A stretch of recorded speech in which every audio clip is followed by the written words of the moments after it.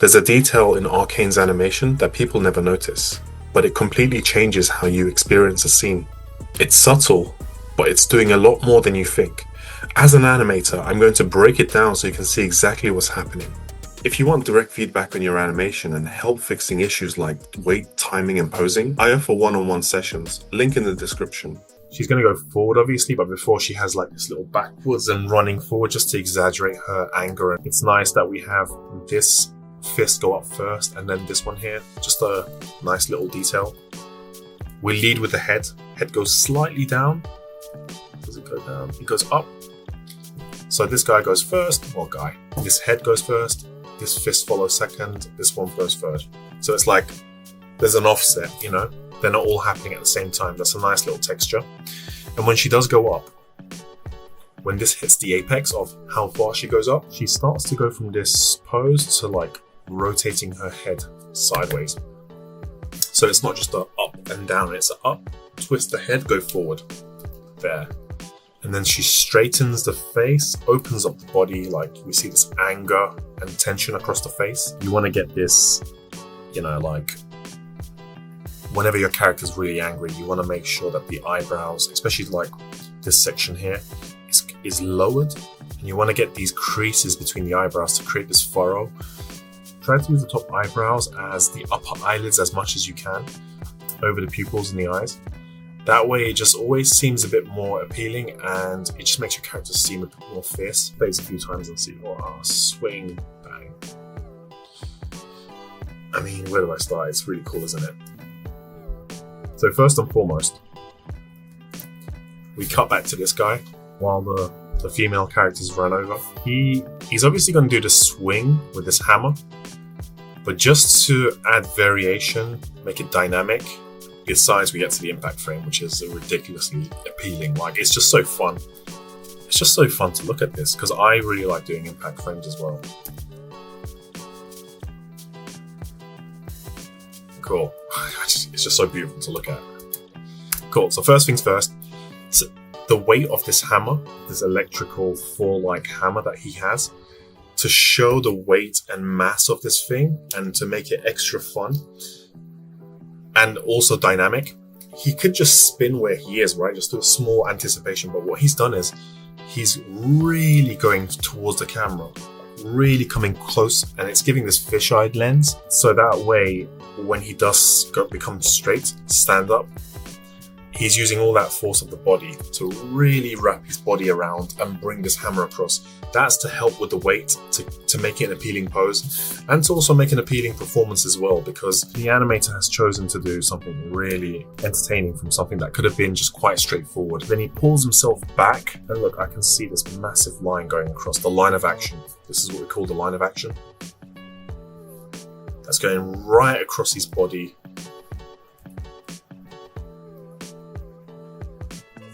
And the electricity is like trailing right behind him. And even look, when he throws this hammer across, at this point, he bounces up, comes back down, and he's kind of trying to bring it. He's using his body. He jumps up, and he's coming back down to try bring this guy down again because it's going upwards. This swing, like the line of action, is going up, right? Because he's used so much energy, he's going upwards. And now he's bounced up there. If you focus on his hips, he's bounced up, coming down, trying to bring this hammer back down again towards the camera. Because if he doesn't do that, it's going to be swinging upwards and he loses momentum and like kind of gains out of control. And finally, we go into this very, very awesome, cool move. Okay, let's get this. There's just so much to talk about. It's just ridiculous. Look at that. Okay, cool. So this is the impact frame pose. I think he's just holding a pose. We can't see it that clearly just yet. But next frame, there. It's just that pose, and we're creating that. Like, he's leaning backwards ever so slightly. I'm looking at the character. But the main thing of this is just to keep him in that same pose as much as we can, and just to absorb this explosiveness and impact frames that they're creating. There's some motion. So once he's impacted, bang, That impact is creating this flip frame, 1, 2. So we've got 1, 2, 3, and then we stay on that for, what, one more, 4, 5, 6, 7, for about 3 more frames. We hold that just so we can read this moment where the contraption of the actual axe, electric axe object, does some sort of a reactor kind of thing. It just opens up to explode even more. So this moment where we're not flipping between the impact frames and doing this kind of stuff is because so we can read this little motion where it opens up and then it goes back into an explosion. Bang. This is one of the most common issues I see. It looks fine at first, but then something feels off. I go through their animation and show them exactly what to fix. I've had students improve very quickly once they see things very clearly. But I'm struggling where to pick up the detail with the fingers. Try to simplify the fingers. There's a lot of controls. Yeah, I did do that. You read my mind. That's fine. Just grab all the hands, grab all these guys. So maybe something like this. I did the hands and then you uploaded the video and I watched the video. Did you find it useful? Oh yeah, really useful. It showed me I definitely had to adjust my poses. So if you want help like that on your own work, you can check out the link below. Yeah. And then we snap out of this just to read everything. And guess what? We snap out of the impact frame just so we can read the continuation of the motion.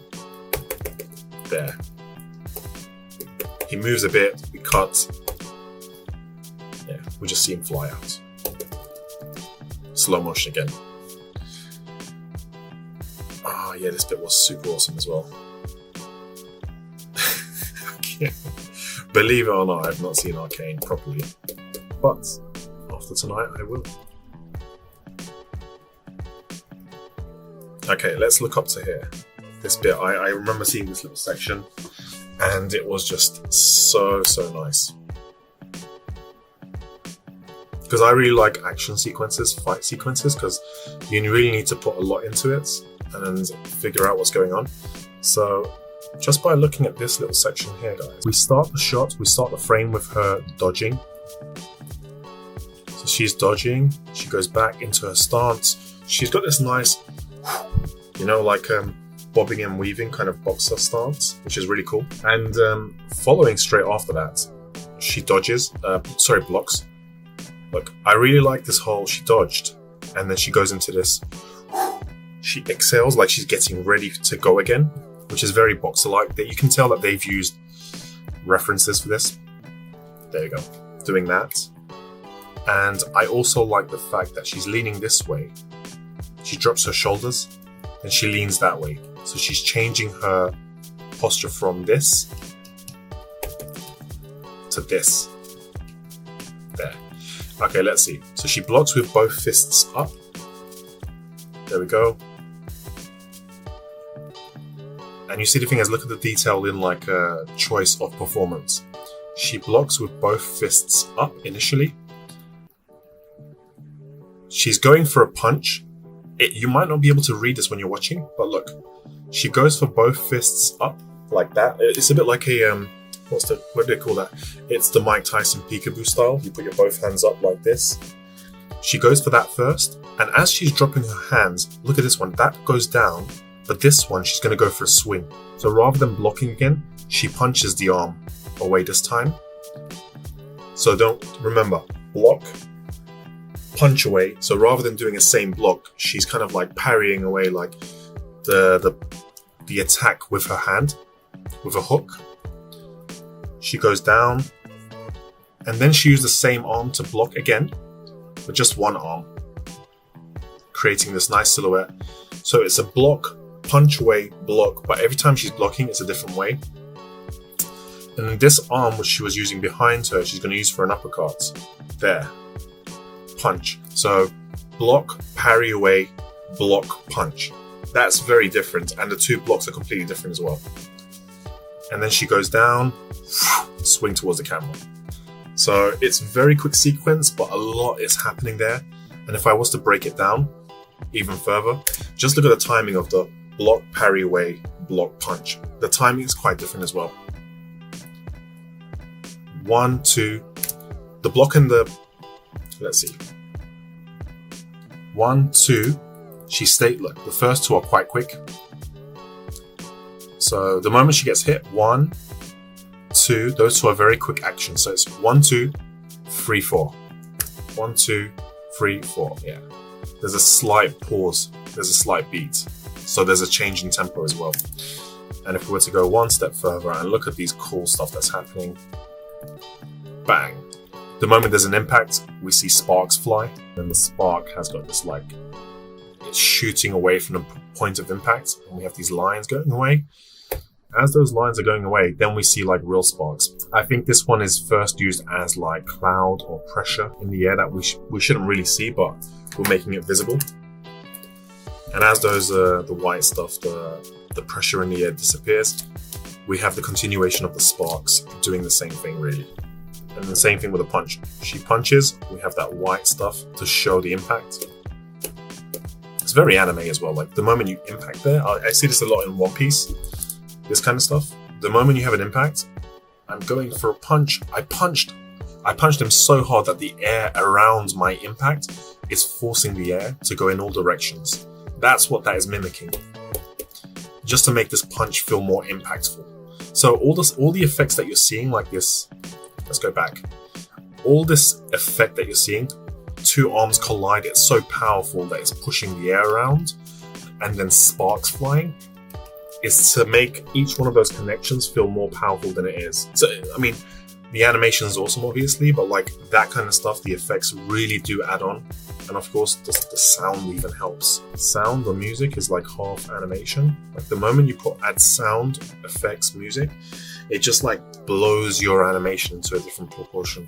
If you found the video helpful, hit the like and subscribe, and I'll have more videos like this for you next time. Thanks a lot. To find out more about my workshops or one-on-one feedback sessions, join the Discord channel. You can find it on the homepage. Click over here and just click on the Discord channel link. You can join the channel and you can communicate with me over there, or you can reach out to me by email, 11roninworkshop@gmail.com.